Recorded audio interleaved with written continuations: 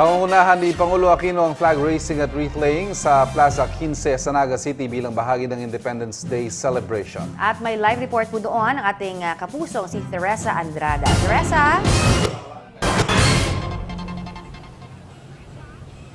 Yes, Connie at Ivan, mahigpit na nga ang seguridad na pinatutupad dito sa lugar kung saan nga gaganapin yung selebrasyon ng ika-116 na anibersaryo ng Araw ng Kalayaan.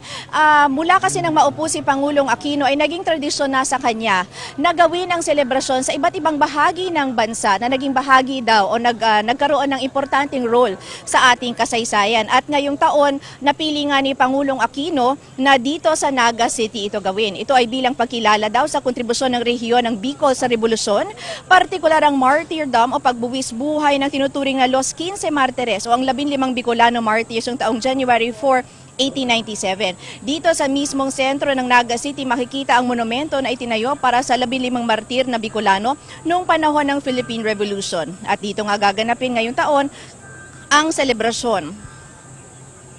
Noong taong 2011 ay sa Kawit, Cavite sinagawa ang selebrasyon at noong 2012 ay sa Malolos, Bulacan. Noong 2013 sa Liwasang Bonifacio sa lungsod ng Maynila. Inanunsyo na ng Malacanang na sa 2015 at sa taong 2016 sa Visayas at Mindanao tutungo ang Pangulo para sa selebrasyon ng Araw ng Kalayaan. Sa ngayon, Connie at Ivan, ay unti-unti nang dumadating yung mga sasaksi doon sa selebrasyon ngayong umaga. Alas 8 ng umaga magsisimula ang event at pangungunahan nga ito ni Pangulong Aquino. At yan muna ang latest mula dito sa Naga City. Connie, Ivan. Maraming salamat, Teresa Andrada.